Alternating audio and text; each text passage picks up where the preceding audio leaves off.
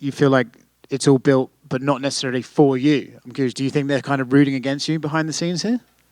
I don't know. I think the promotion's been relatively even. I'm just saying, like sometimes you could tell who's like the A side and who's the B side.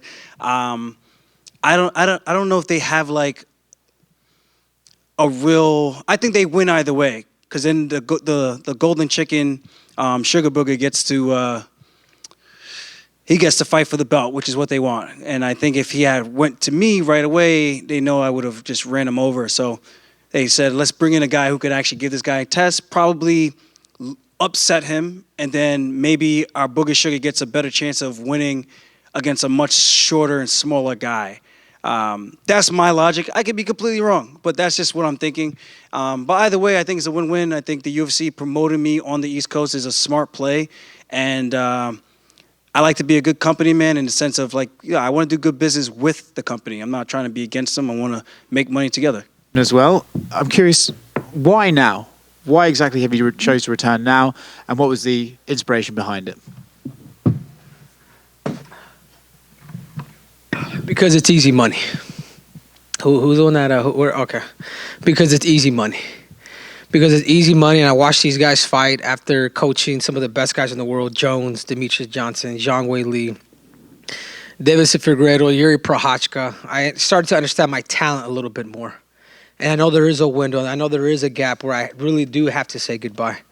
I'm 36 years old or 36 years young, and I feel good. I feel really good. I love the challenge. I love the fact that people are going to doubt me. And I think that's another reason why I'm back, too. You know, I love being the underdog, like I've been my whole life.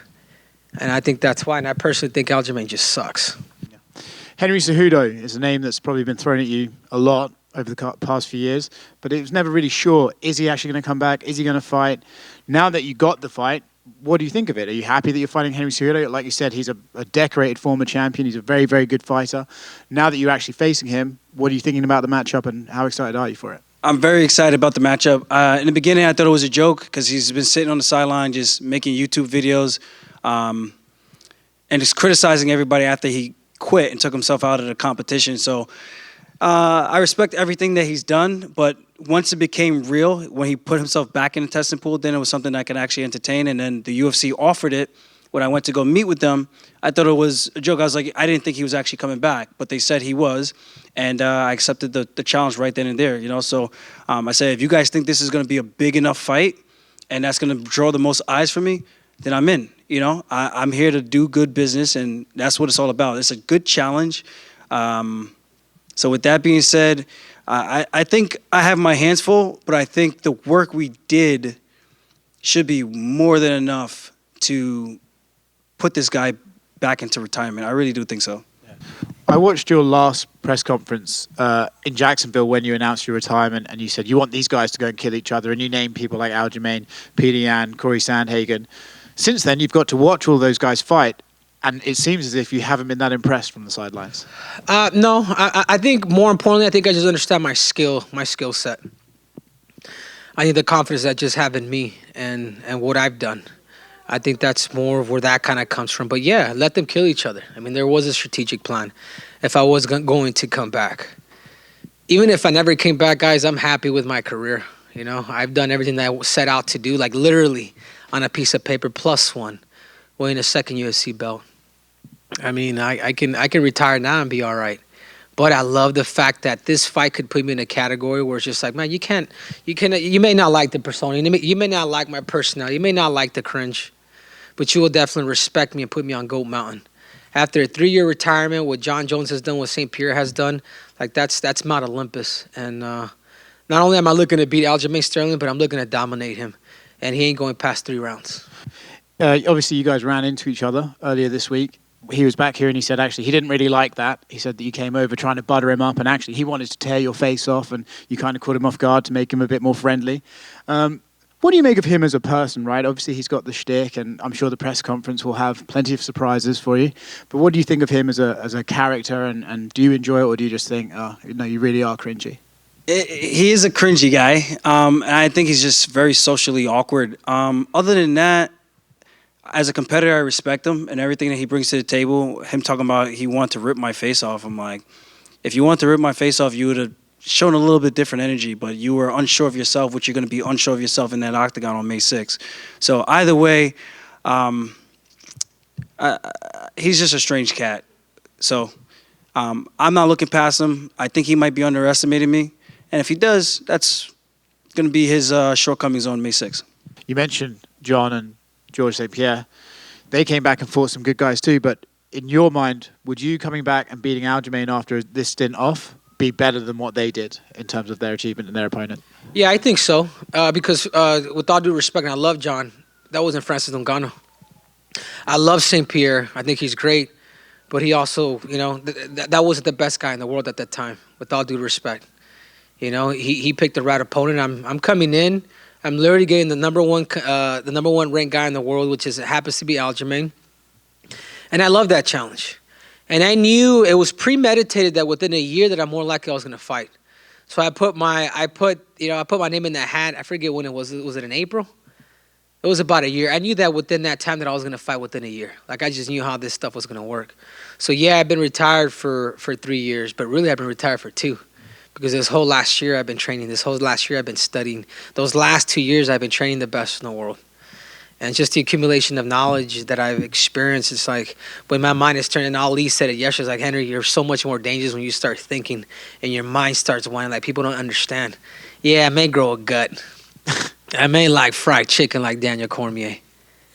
But I can compete. I can compete with anybody, and I do believe I am the greatest competitor of all time. And last one for me. It's kind of started now, right? The conversation of GOAT, bantamweight GOAT, I know that you've always given props to Dominic Cruz, but you beat Henry Cejudo. Your name is firmly in that conversation. Whether you are or not, it's obviously everyone's going to debate. But to have your name actually finally in that conversation, how does that feel? It's really cool, man. It's, I had a couple of goals when I got to the UFC, was obviously to become a UFC champion. We were able to do that, defend a couple times. This getting into the sport was about changing my life and traveling the world, meeting great people. And I was able to do a lot of that. I got to travel the world with my friends, my training partners, show friends and family different side of life that we never knew was possible growing up where we grew up. So I feel like I've already won. Whether or not people want to include me in that conversation, that's cool. It's something it's nice to see that I'm in that conversation whatsoever. That's a cool feat. But at the end of the day, I got to win for anything like that to really be a serious conversation. I still look at Dom, and I think we're all chasing his record. Because I think when the UFC brought over Strikeforce, all their wins were counted towards UFC wins. So why aren't the WC wins counted for UFC wins as well? So in my book, we're all chasing Dominic Cruz. Yeah, you could say Henry beat Dominic Cruz, but he beat him on short notice. I'm not trying to take anything away from Henry. He beat who they put in front of him. The same thing I've done over the years. But this would be a great opportunity for me to solidify myself as one of the best to ever do it. I'm already tied for most wins in the bantamweight division. Should be the highest, but they kind of gypped me on the Renan Barão fight because it was a catchweight. The week of the fight, they changed it to a catchweight from a bantamweight fight. And I got robbed of a win that should be in the win column for bantamweight. So I should have 14 wins, but instead I have 13 for bantamweight, but total 14. So with that being said, life's good. Beating Henry Cejudo, being in that conversation, that's just icing on the cake. And I can't wait to take that cake and just smash it all over Henry's face. You mentioned your mindset there and how dangerous you are when it starts whirring. You also just said that Aljamain kind of sucks. So when you look at this fight with your analysis brain on, where does he have strengths? Where is his weaknesses? And where do you thrive? Aljamain's greatest gifts is his transitions to his submissions. Whether he's taking the back or he's going after the neck, he's super quick in those positions. He telegraphs a lot of what he does. I can see from a mile away. I'm not impressed by his distance is off, and I'm looking to expose that. I think he's tough. He's gritty.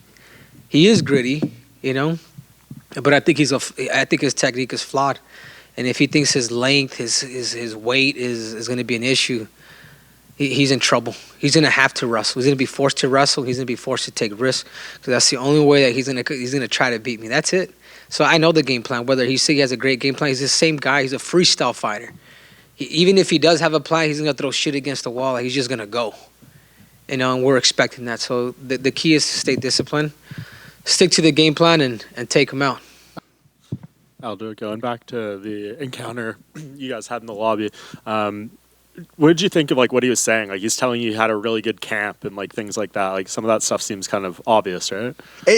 I think it goes without being said or needing to be said. I don't need to tell someone I had a really good camp. You know, like I would hope so. I'm not gonna say, yeah, man, camp was really rough, man. I stubbed my toe. I couldn't get out of bed one morning. I was really tired. I felt sore from the workout. I didn't do that ice bath I should have did. It's like, okay, this is what I'm talking about when he could be a little awkward. I'm like, I don't know how to respond to that. You had a really good camp. I'm like, all right, I think you did. I hope you did, because that is what we're about to do. We're about to fight, and I hope we both properly prepare to give the fans a good show.